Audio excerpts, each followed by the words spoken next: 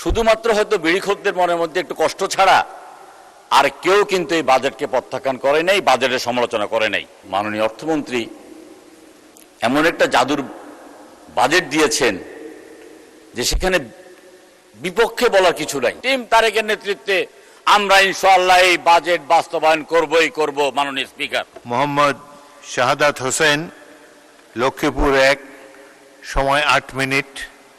ঘড়ির দিকে একটু লক্ষ্য রাখবেন। বিসমিল্লাহির রহমানির রহিম। মাননীয় স্পিকার, আপনাকে ধন্যবাদ। দীর্ঘ আন্দোলন সংগ্রামের পরে বাংলাদেশ জাতীয়তাবাদী দলের নেতৃত্বে যখন সরকার গঠিত হয়েছে, গঠিত হওয়ার পরপরে যুদ্ধ, বিধ্বস্ত অর্থনীতি, তারপরে বাজেট, কিছুটা তো এক টেনশনে ছিলাম, কি জানি বাজেট দেয়।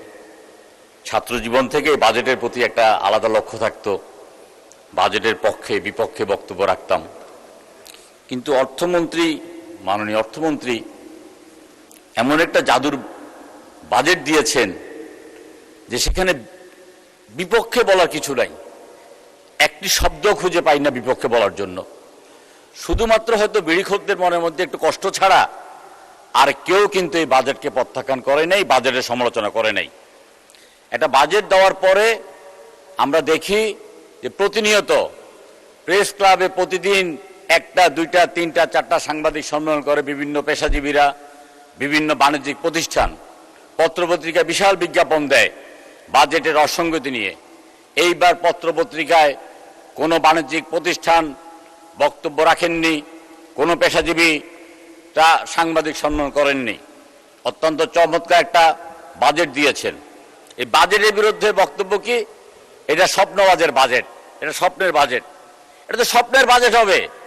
আমরা স্বপ্ন দেখেছি সংসদ সদস্য হব, সেই কারণে আজকে এখানে অনেক আঘাত প্রতিকূলতা রাজনৈতিকভাবে মোকাবেলা করে আজকে সংসদ সদস্য হিসেবে বক্তব্য রেখেছি, স্বপ্ন দেখেছি বলেই। আর এই স্বপ্নবাজ বাজেট জনাব তারেক রহমান, আমাদের মাননীয় প্রধানমন্ত্রী, জনাব অর্থমন্ত্রী জনাব আমির খসরু মাহমুদ চৌধুরীর নেতৃত্বে, টিম তারেকের নেতৃত্বে আমরা ইনশাআল্লাহ এই বাজেট বাস্তবায়ন করবই করব। মাননীয় স্পিকার।